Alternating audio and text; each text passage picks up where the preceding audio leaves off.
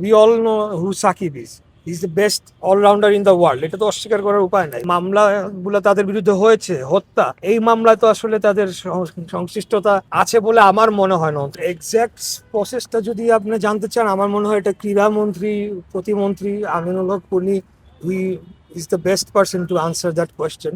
তবে আমরা পলিসিগতভাবে এবং নৈতিকভাবে আমরা মনে করি যে স্পেসিফিক যে মামলাগুলো হয়েছে হত্যা মামলায়, সেখানে আমার মনে হয় না তাদের কোনো ইনভলভমেন্ট রয়েছে। জীবন অবাক না করলে কে করবে? 28% মিল্ক ফ্যাটের অবাক করার সাথে ফ্রেশ মিল্ক পাউডার। জীবন অবাক করুক প্রতিদিন।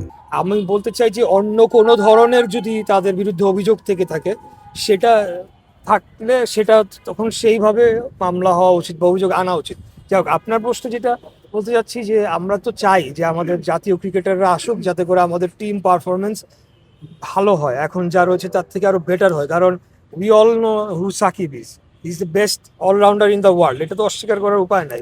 মাশরাফিও one of the best bowlers in the world বলে আমি বিশ্বাস করি।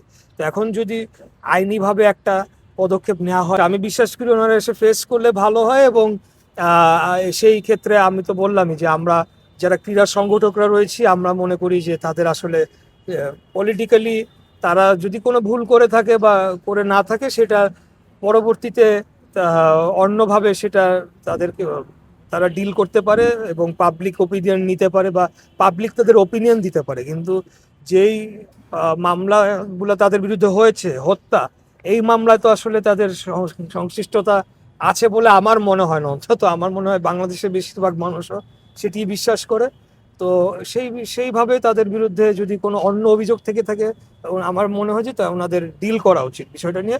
আমরা এই ব্যাপারে ক্রীড়া সংগঠকরা যারা রয়েছে, এবং গ্রিন সিগন্যাল বলে কোনো সিগন্যাল আছে কিনা আমি জানি না। আমি জানি যে যে কোনো মামলা সংক্রান্ত বিষয় সেটা আইনি প্রক্রিয়ার মাধ্যমে ফেস করতে হয়।